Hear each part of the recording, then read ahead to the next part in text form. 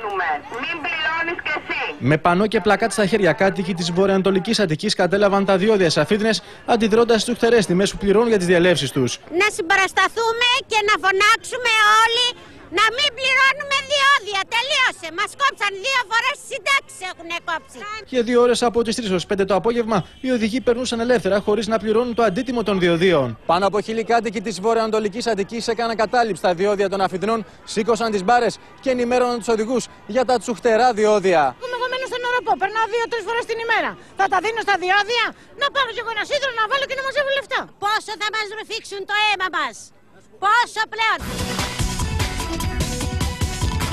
Όπως λένε οι κάτοικοι, όχι μόνο πληρώνουν πολλά, αλλά αναγκασμένοι να δίνουν συνέχεια χρήματα αφού έχει γεμίσει η περιοχή τους με σταθμούς. Όπου και να πας έχουν περικυκλώσει όλη την εθνική οδό.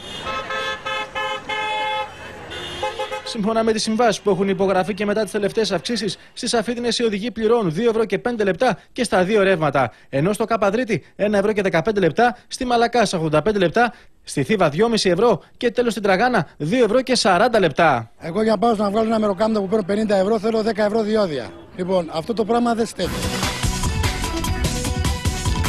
Την ίδια ώρα όμως και στην υπόλοιπη Ελλάδα, από την Καλαμάτα έως τη Θεσσαλονίκη, φορείς και κάτοικοι περιοχών όπου υπάρχουν διόδια έκαναν κατάληψη στους σταθμούς, αντιδρώντας έτσι για το ακριβό αντίτιμο που είναι υποχρεωμένοι να πληρώνουν για δρόμους καρμανιόλες. Σε όλη την Ελλάδα σήμερα έχουμε μια πανελλαδική κινητοποίηση. Μαζικά ο κόσμος αντιδράει σε αυτά τα μέτρα, στη συνέχεια του ξεπουλήματος των δρόμων μας και την αύξηση των διοδίων. Στα διόδια Μαλγάρων στη Θεσσαλονίκη, οι κάτοικοι της περιοχής σήκωσαν τις μπάρες από νωρίς το μεσημέρι. Στη Θεσσαλονίκη, στα διόδια των Μαλγάρων, οι μπάρες σηκώθηκαν λίγο πριν από τις 2 το μεσημέρι, ενώ μέλη των επιτροπών κατά των διοδίων μοίραζαν φυλάδια στους διερχόμενους οδηγούς. Ζητάνε από τον πολίτη να πληρώνει αυτό το παράλογο χαράτσι, να πάει από Θεσσαλονίκη μέχρι Αθήνα, ας πούμε, στοιχίζει αυτή τη στιγμή 50 ευρώ και δεν ξέρουν πού θα φτάσει αυτό το πράγμα. Με βάση την κοινοτική οδηγία 66 του 1999, απαγορεύεται και σε κράτος και σε ιδιώτη να εισπράξει διόδια εφόσον δεν έχει προνοήσει να κατασκευάσει δωρεάν παράδρομο με ίδιας ποιότητας ασφαλτόστρωμα σε όλο το μήκος ίσπραξης. Και μέσα σε όλα αυτά, οι εταιρείες που εκμεταλλεύονται τους δρόμους αλλά και το Υπουργείο Υποδομών έχουν έρθει σε πολύ δύσκολη θέση, αφού καθημερινά όλο και περισσότεροι οδηγοί σε όλη τη χώρα σηκώνουν τις μπάρες στους σταθμούς και φεύγουν χωρίς να πληρώσουν.